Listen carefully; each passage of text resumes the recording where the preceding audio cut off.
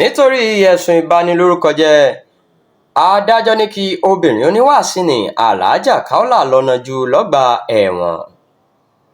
Adájọ́ ilé-ẹjọ́ gíga tó wà ní Gánmọ̀ nípínlẹ̀ Kwara ti pàṣẹ pé kí gbajúgbajà obìnrin oníwàásí ní Alhaja Kafilat Kaola lọ́nà jù lọ́gbà ẹ̀wọ̀n Òkè-Kúrà ní Ìlọrin títí ìgbẹ́jọ́ yóò fi tẹ̀síwájú lórí ẹ̀sùn ìbanilórúkọjẹ́ tí wọ́n fi kàn án.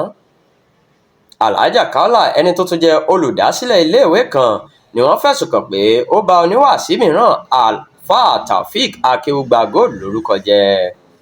Nígbà tó dé kóòtù lọ́jọ́ Monday tó kọjá, Alhaja Kaola rọ ilé-ẹjọ́ láti fún un ní bẹ́ẹ̀lì látàrí bó ṣe jẹ́ gbajúmọ̀ láàrin ìlú pẹ̀lú ìlérí pé òun kò ní sálọ fún ìgbẹ́jọ́.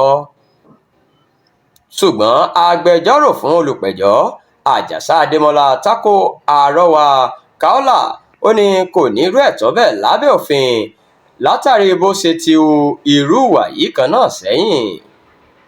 Nígbà tó ń gbé ọ̀rọ̀ rẹ̀ lẹ́sẹ̀, Àjàsá fi fọ́nrán fídíò kan tó wà lórí ìkànnì ayélujára níbi tí Alhaja Kaola ti ń bu ẹnu àtẹ́ lu adájọ́ àti agbẹjọ́rò tó gbọ́ irú ẹ̀sùn ìbanilórúkọjẹ́ bẹ́ẹ̀ sẹ́yìn hàn ilé-ẹjọ́.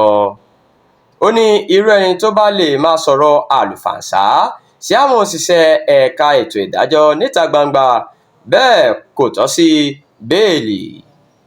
Lẹ́yìn atótónu àwọn méjèèjì, adájọ́ kóòtù náà pàṣẹ pé kí wọ́n lọ fi Alhaja Kaola pamọ́ sí ọgbà ẹ̀wọ̀n Òkè-Kúrà títí di ọjọ́ 17 oṣù keje tí ìgbẹ́jọ́ yóò tẹ̀síwájú lórí ọ̀rọ̀ rẹ̀.